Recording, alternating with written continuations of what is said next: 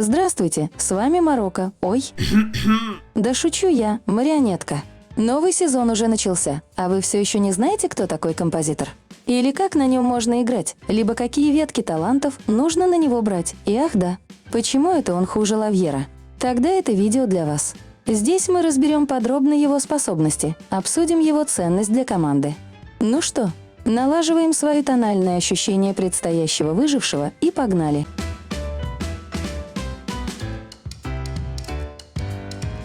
Фредерик Крейбург, также известный как композитор. Композитор – выживший декодер, у которого так же, как и заключенного, есть способность для кайта.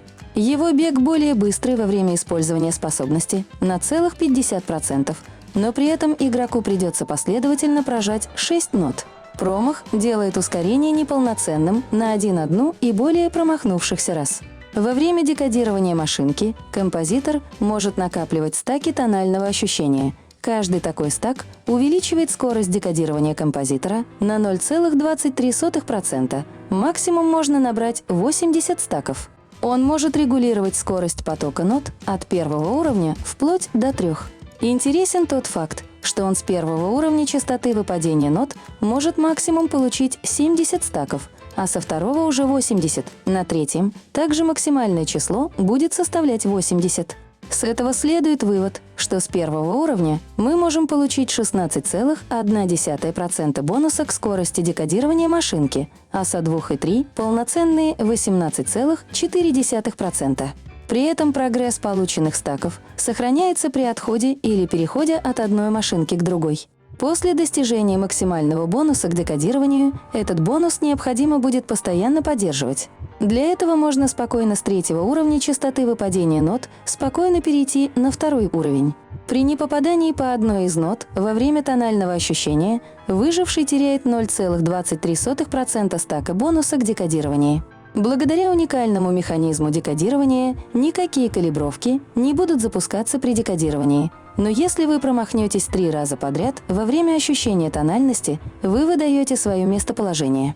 Однако, когда композитор декодирует машинку в радиусе террора охотника, он может определить местонахождение охотника. В целом, как вы уже, наверное, поняли, его геймплей заключается в как можно быстром наборе стаков повышенного декодирования машинки и в дальнейшем поддерживании бонуса декодировать другие машинки. Поначалу во время игры за него вам будет скорее некомфортно, ибо половину видимости персонажа и фона около него будут перекрывать полосы нот и сами клавиши нажатия на ноты, синие или красные, вдобавок с переключением уровней частоты нот.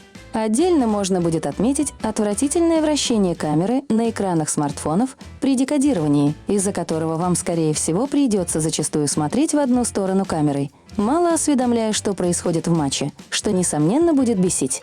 Все же радует то, что пассивный навык у него – это подсветка вблизи при заводке машинки охотника, а это компенсирует большую часть дискомфорта при игре за него.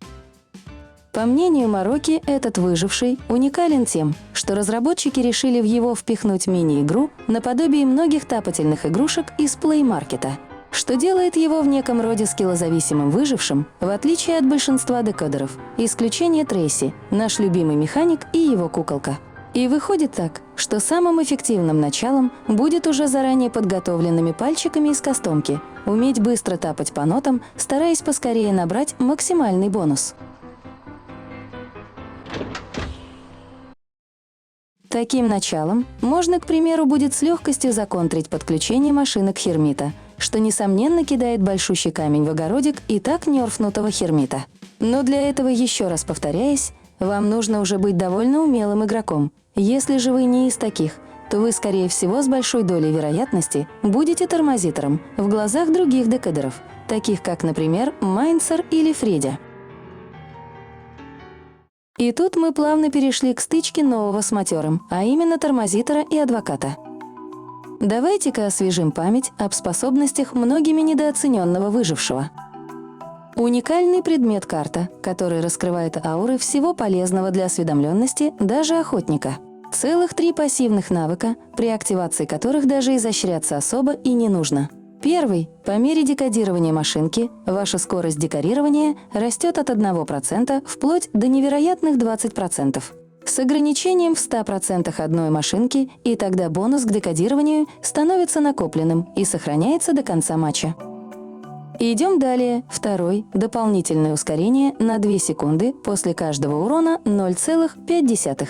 А если вам мало, то всегда есть приятный третий, а именно невозможность в принципе схлопотать тираж-шок. Если сравнивать напрямую, то выходит, лавьер без каких-либо усилий может даже быстрее заводить машинку. Также знать об местонахождении охотника, только в любой момент и на любом расстоянии, а в связи то ли с багом, то ли с бафом, он это сейчас может делать около 30-40 секунд. И иметь довольно конкурентоспособное ускорение при беге, но уже от непосредственно удара охотника по вам. То в целом выходит, объективно Федя лучше Гори Фредерика. Перед подведением итогов хотелось бы посоветовать самый лучший билд на тормозитора и лавльера.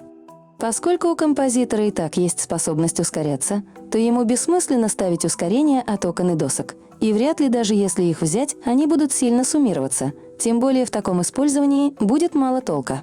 Поэтому берем на него исключительно орех и адреналин, приукрашая билд самохилом и замедленным отлетом в стратосферу, а вишенкой на торте станет немного антитуннелинговый навык «Эффект компаньона». Симметрично делаем такой же билд на лавьера. Вот и пришло время подведения итогов. По итогу у нас довольно добротный сурф, сделанный, по мнению Мароки, ради прибавки декодеров и усложнения выбора банов для охотника на высоких рангах. Минерить его после услышанного в видео или нет, решать вам. А мне, как и Мароки, остается всего лишь поблагодарить вас за просмотр. Напишите комментарий о том, что вы думаете насчет нового выжившего и его способностях. Не забывайте прожать кнопку подписки, лайка для поддержки видео, а также включить уведомления для новых, чтобы ничего не упустить из мира Identity 5. Услышимся, до новых встреч!